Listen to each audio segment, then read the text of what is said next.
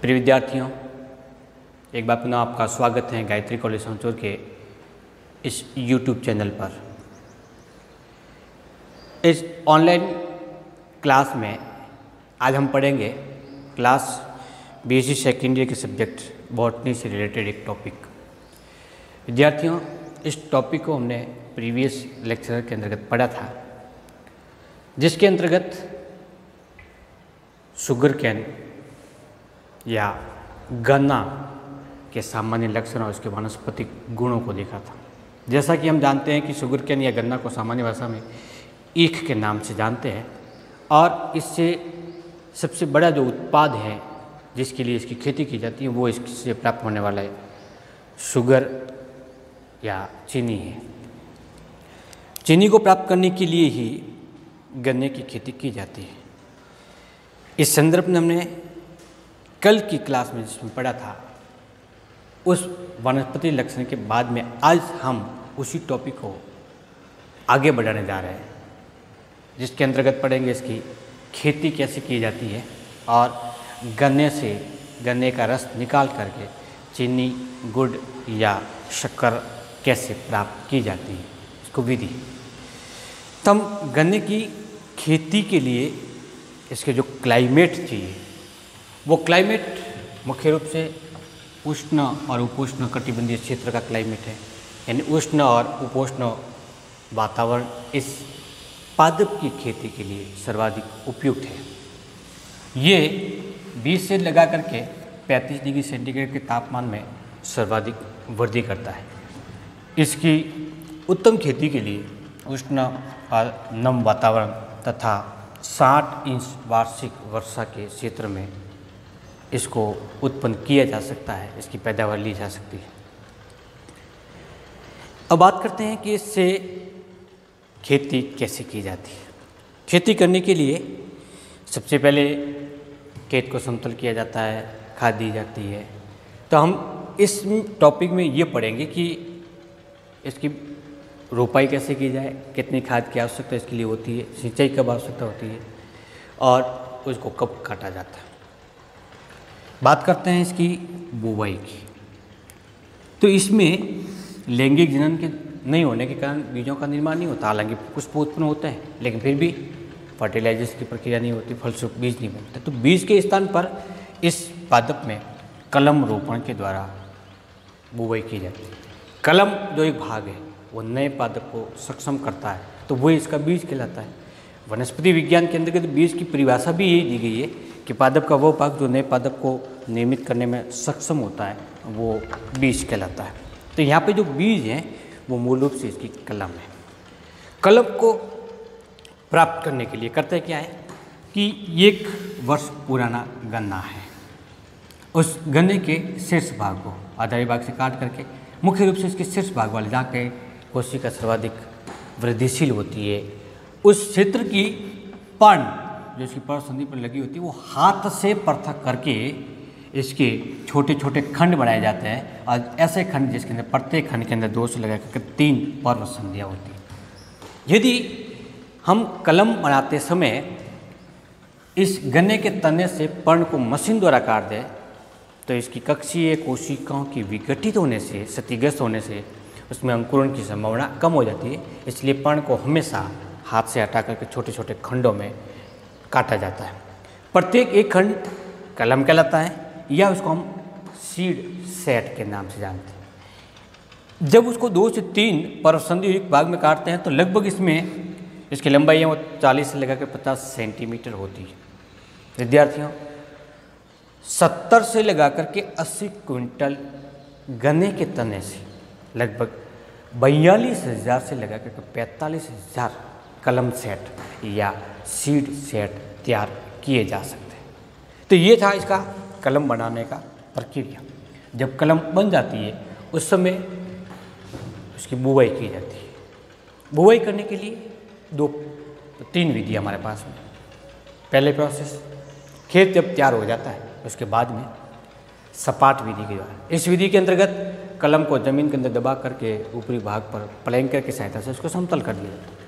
दूसरी विधि में खांच बनाए जाते हैं, उस खांचों के अंतर्गत कलम को रोपा जाता है। तीसरी विधि में 22 सेंटीमीटर से 25 सेंटीमीटर गहरे और चौड़े छोटे छोटे खड्डे बनाए जाते हैं। उन खड्डों को ट्रेंच कहते हैं। उस ट्रेंच में अथवा खड्डे में 5 से 6 सेंटीमीटर या 6 से 7 सेंटीमीटर गहराई पर कलम को दबा करके रोपा जाता है। तत्पश्चात उसको पानी से भर दिया जाता है।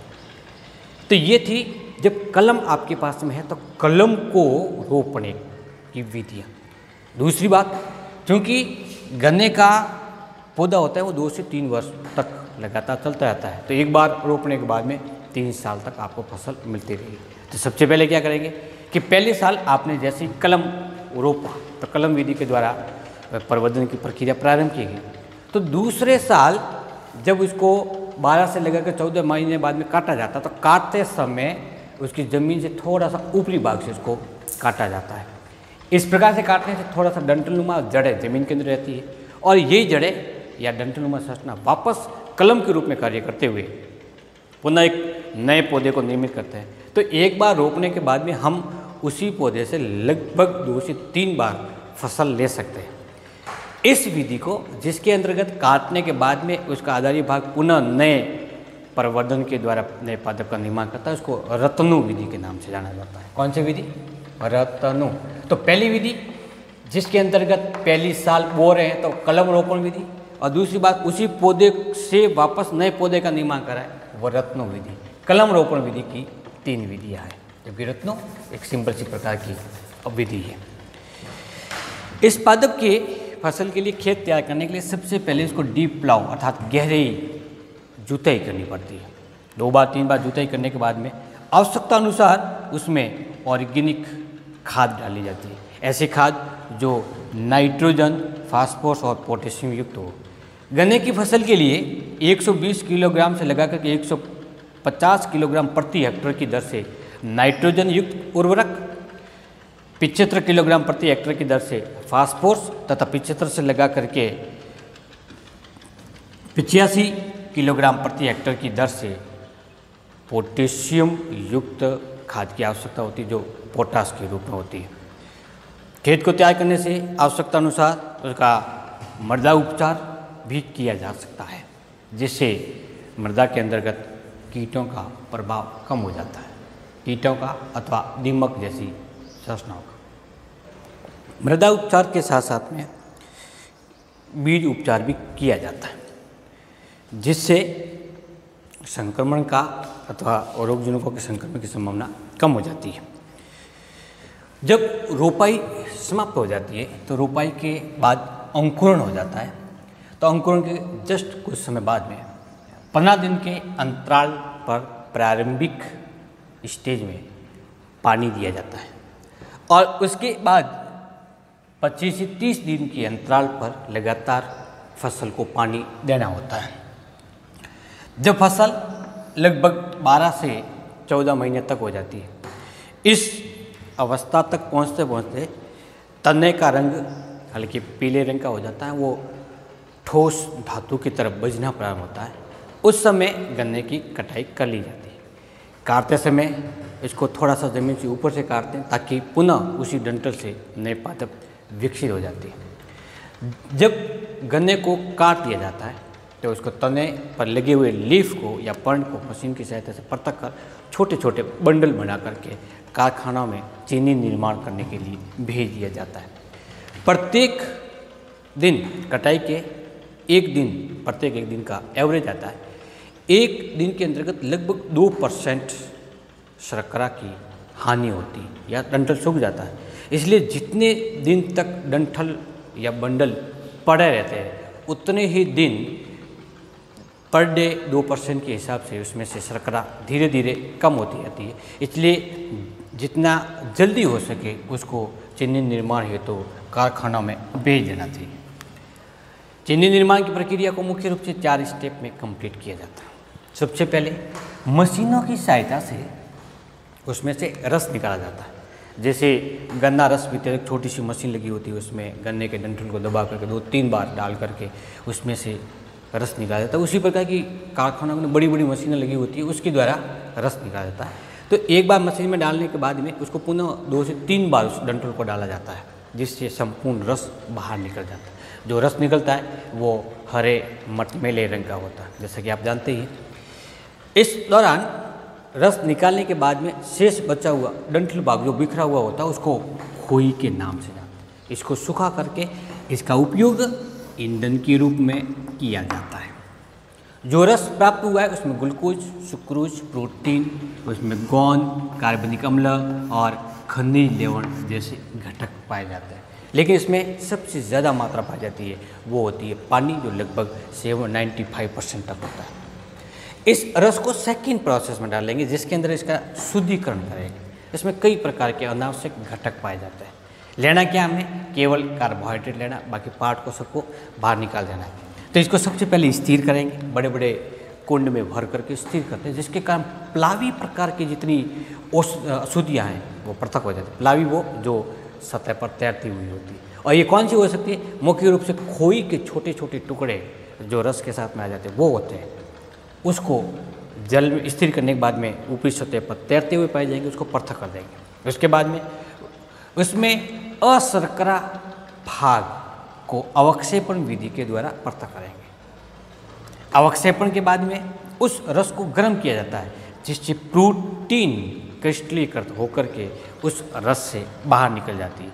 ऐसे रस के अंतर्गत अब चूने का पानी, कार्बन डाइऑक्साइड और सल्फर डाइऑक्साइड गैस प्रवाहित करते हैं, जिससे उस रस में पाए जाने वाले सभी अनावश्यक कार्बनिक अम्ल जैसे पदार्थ पृथक हो जाते हैं। तो इस क्रिया में क्या किया गया कि अशर्करा पार्टिकल को, प्रोटीन को और अनावश्यक कार्बनिक अम्लों को पृथक किया गया। जब रस का पूर्ण रूप से शुद्धिकरण हो जाता है तब उसको बड़े बड़े निवार्त पात्रों में उबाला जाता है। उबालने से जल वाष्पीकृत होकर के बाहर निकल जाता है। शुद्धिकरण के द्वारा प्राप्त होने वाले रस में 95% जल होता है, तो उसको जल को उबालकर वाष्पीकृत के रूप में बाहर निकाल देते हैं। फलस्वरूप उसमें पाए जाने वाली शर्करा का प्रतिशत मात्रा में वृद्धि हो जाती है। इस क्रिया को सांद्रीकरण या कंसंट्रेशन ऑफ रस कहा जाता है। इस अवस्था में या इस स्टेज के अंदर उबालने के पश्चात इसमें SO2 gas, sulphur dioxide gas प्रवाहित की जाती है, जिसके फलस्वरूप उसमें पाई जाने वाली शर्करा का क्रिस्टलीकरण होना प्रारंभ होता है। इस स्टेज में क्रिस्टलीकृत पदार्थ और लिक्विड प्राप्त होता है। लिक्विड को शीरा अथवा मोलासेस के नाम से जाना जाता है। इस क्रिस्टलीकरण के द्वारा प्राप्त होने वाले क्रिस्टलों को लगातार पृथक करते रहते हैं। फिर उन क्रिस्टलों का पुनः किया जाता है परिष्करण। जो सांद्रीकरण के फलस्वरूप क्रिस्टल प्राप्त हुए हैं, उस क्रिस्टल का रंग होता है वो हल्के भूरे रंग का होता है, और वो हल्के भूरे रंग की चीनी कहलाती है। हम जिसका उपयोग करते हैं वो बिल्कुल श्वेत रंग की होती है, तो उसको श्वेत रंग में परिवर्तित करने के लिए, अर्थात उसके हल्के भूरे रंग को पृथक करने के लिए इसमें विरंजक पदार्थ मिलाया जाता है, और इसके साथ में सल्फर डाइऑक्साइड पुनः प्रवाहित की जाती है, जिसके फलस्वरूप वो क्रिस्टल श्वेत और दानेदार होते हैं। उन्हीं श्वेत क्रिस्टल दानेदारों को चीनी के नाम से जाना जाता है। उप उत्पाद के रूप में प्राप्त होने वाला मोलासेज अथवा शीरा, जिसकी किण्वन क्रिया के द्वारा, क्योंकि इसके अंदर भी कुछ एक मात्रा में कार्बोहाइड्रेट पाया जा सकता है, तो उसकी किण्वन क्रिया के द्वारा एल्कोहलिक या एल्कोहल जैसे पेय पदार्थों का निर्माण किया जाता है। तो विद्यार्थियों, इस शुगर केन के तने से चीनी निर्माण के दौरान कुल मुख्य रूप से 3 प्रकार के उत्पाद प्राप्त होते हैं। मुख्य रूप से पहला जो खोई ईंधन के रूप में प्रयुक्त होती है, शीरा जिससे एल्कोहलिक पदार्थों का निर्माण करता है, और तीसरा मुख्य उत्पाद चीनी जो दानेदार और क्रिस्टल जैसी होती है। गन्ना अनुसंधान संस्था कोयम्बटूर, जिसकी स्थापना 1912 में की गई थी, इसका मुख्य उद्देश्य ये था कि गन्ना की किस प्रकार से नई उन्नत किस्म विकसित की जाए जो शीघ्रता से अधिक शर्करा युक्त हो, शीघ्रता से परिपक्व हो, और उसमें कम से कम नुकसान हो, रोग प्रतिरोधी हो, इत्यादि प्रकार की। तो इससे इस संस्था के द्वारा लगातार गन्ने के अंतर्गत या गन्ने पर अनुसंधान करके रिसर्च करके एक नई किस्म विकसित की गई है। जैसे अधिक उपज देने वाली किस्म है वो को 512 है, को कोयम्बटूर से रिलेटेड है, को 419, 570, 622, 658 इत्यादि।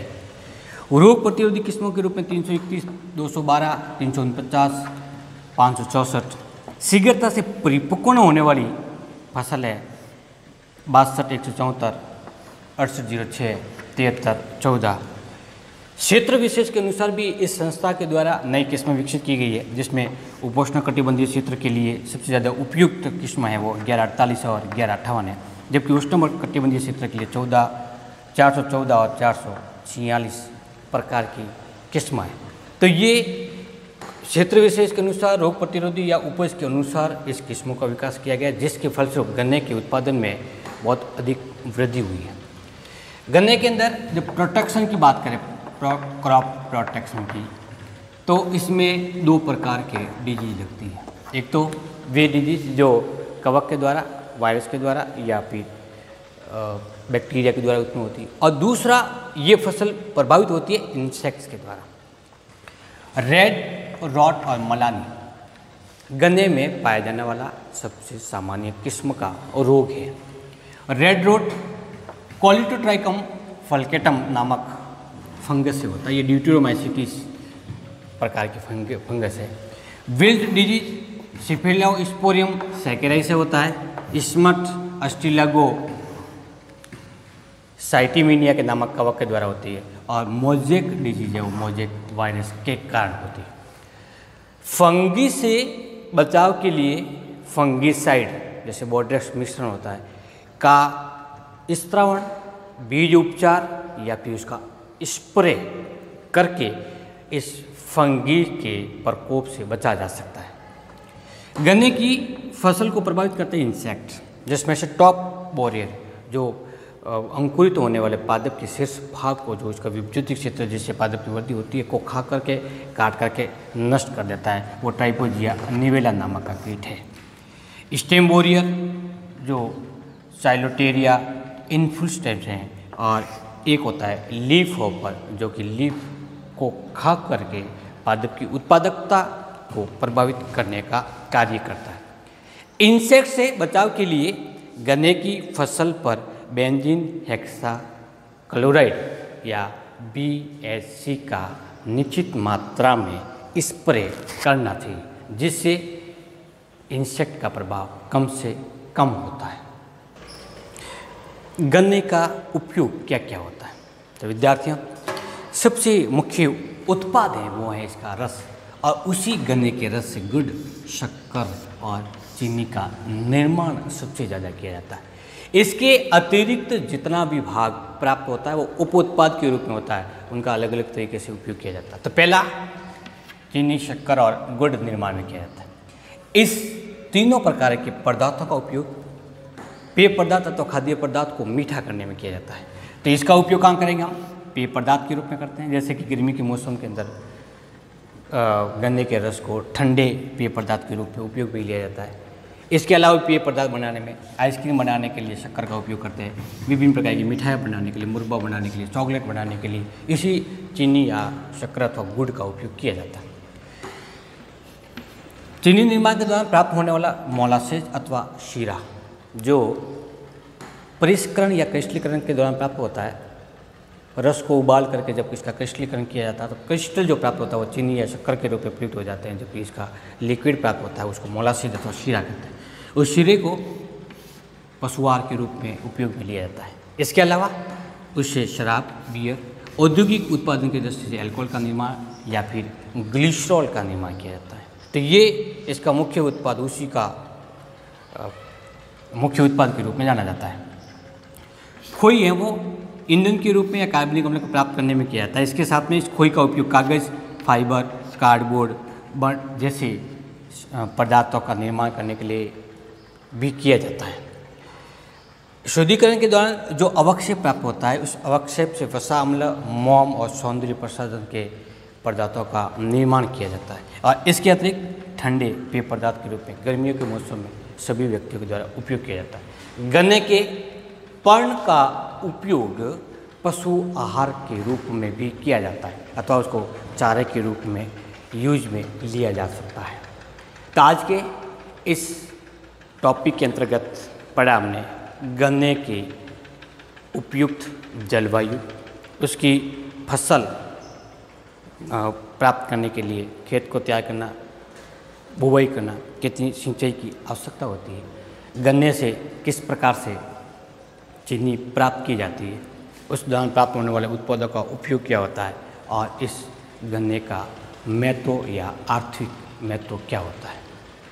इससे पहले के पाठ को पढ़ने के लिए 28/6/2020 को अपलोड किए गए वीडियो, जिसके अंदर गन्ना के पार्ट फर्स्ट से संबंधित विभिन्न टॉपिक के बारे में डिस्कस किया गया था, आप उसको ज़रूर देखें।